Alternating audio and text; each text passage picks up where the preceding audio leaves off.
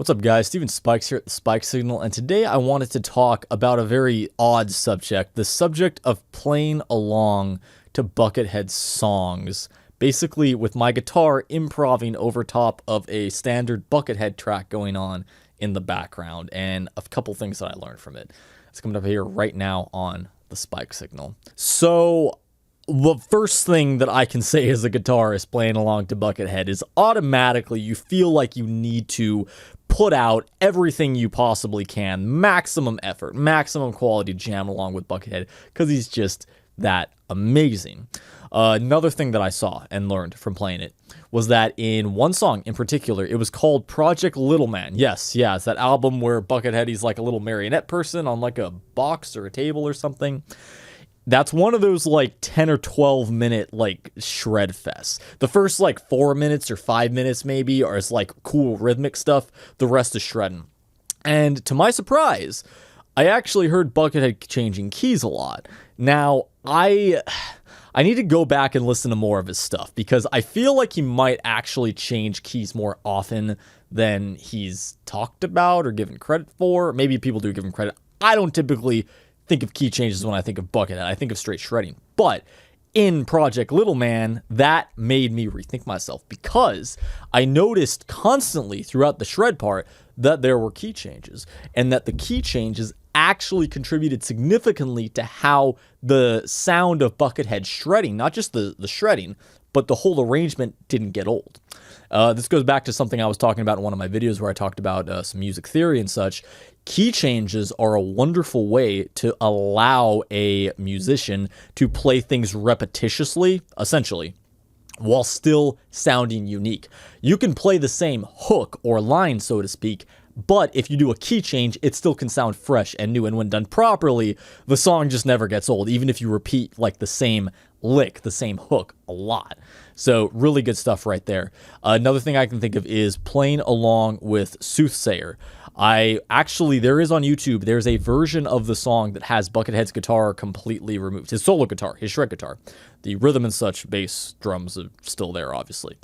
Playing along with that song was a little bit interesting as well because I found myself wanting to do a whole lot of tapping, number one, and a whole lot of Joshi scale, okay? And I don't know if I'm pronouncing that right, but what that essentially is a particular scale. It's a minor scale with some notes dropped, essentially. Without getting too technical, you can look it up if you're interested in being able to play it. I found that Buckethead does that routinely in his music, and I can't remember if he actually does it a lot in Soothsayer, but I remember like with the whole feel of the song, I wanted to play it, and playing that sounded fairly good. It sounds very Buckethead. If you listen to Buckethead, the Joshi scale, and I have no idea if I'm pronouncing that right, okay, no idea, but it sounds very, very good over top of it. I actually remember I posted years ago in a Buckethead Facebook group, and we were talking about the Joshi scale. I posted, hey, guys, I found the scale. Ollie Herbert from All That Remains, rip Ollie, put a little thing on his Facebook about it. I was like, hey, here's a scale I like. It's called the Joshi scale. And I messed around with it, and I was like, holy shit, man, this sounds like Buckethead. This sounds like freaking Buckethead. And quite a few people got on there and were talking about like, hey, this does sound like Buckethead. And they were talking about various things related to that and how that is one staple of his many staples that Buckethead employs in order to get his sound. So that was something else I sort of came up with while I was doing Soothsayer. I think, if I'm not mistaken, at one point a while ago, I was also playing along to the Forgotten Trail. That's off of Albino Slug. That's one of his like mid-2000s, late 2000s albums before the Pikes. And that song in particular, if you know it, that one inspired just a whole bunch of just sequencing lines in the main of the game there. And, really any of his songs need a lot of sequencing. It's Buckethead. That's kind of a requirement. There's no way around it. But particularly there, I felt, as along with a lot of very carefully placed melodic lines that were both memorable, but also powerful and quick, if you know what I'm saying. The last thing I could say to playing to his stuff was how consistently, actually there's two more things. One of the things is how consistently Buckethead bends from the flat 7 to the 1.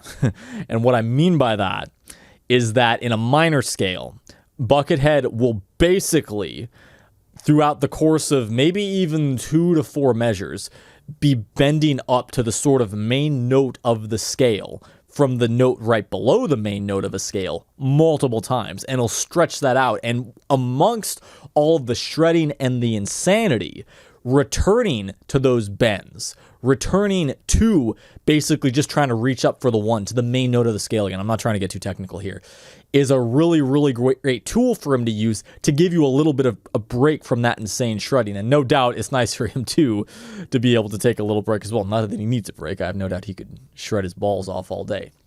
So that's another kind of pivotal element of something I noticed. The last thing is a abundant use of interesting scales. Okay, you got the minor scale, you got the blues scale. There's other things too. There's the song Flare, off of the album, I can't remember the name, but it's the album with the robot blowing shit up, then there's a dog running away. It's that album. A song called Flare is on that album. I think it's one of his like 2-track albums, and the songs are like at least 8 minutes each.